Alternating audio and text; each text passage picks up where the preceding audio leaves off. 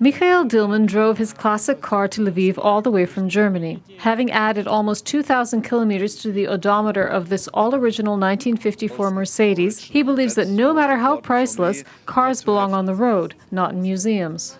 Retro cars and retro tractors is my hobby for many years. Since I was 12 years old, I had my first antique tractor, and with 15 I bought my first car. It's an old BMW Isetta. I still have it for 32 years. So it was just a hobby I like to live, and I don't just want to keep the cars, I also want to drive and to show them.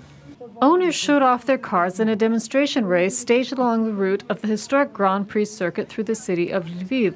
Oleksiy entered the event in a Ukrainian people's car of the 1960s, a pristine-looking 1966 ZAZ 965.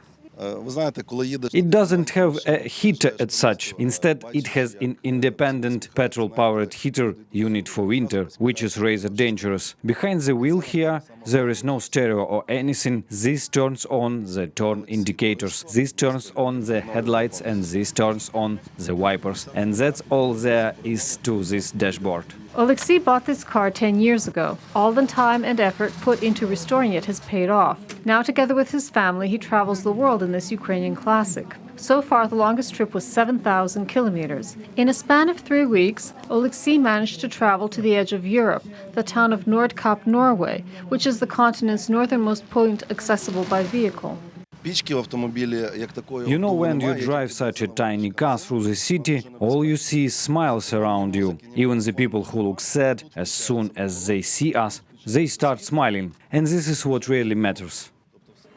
This venue began hosting motor races in 1930, and in June 1931, the race around the Lviv Triangle, named after the shape of the street route, became international. Another year later, it obtained the most prestigious status, the Grand Prix of Lviv. In the modern era, the event is more about miles per hour rather than outright speed. What we have here is more of a show rather than a race. Actually, there is even a strict speed limit of 30 or 40 kilometers per hour. The 2019 Leopolis Grand Prix attracted classic car collectors and enthusiasts from 10 countries around the world. Reported by Yulia Bil for UATV.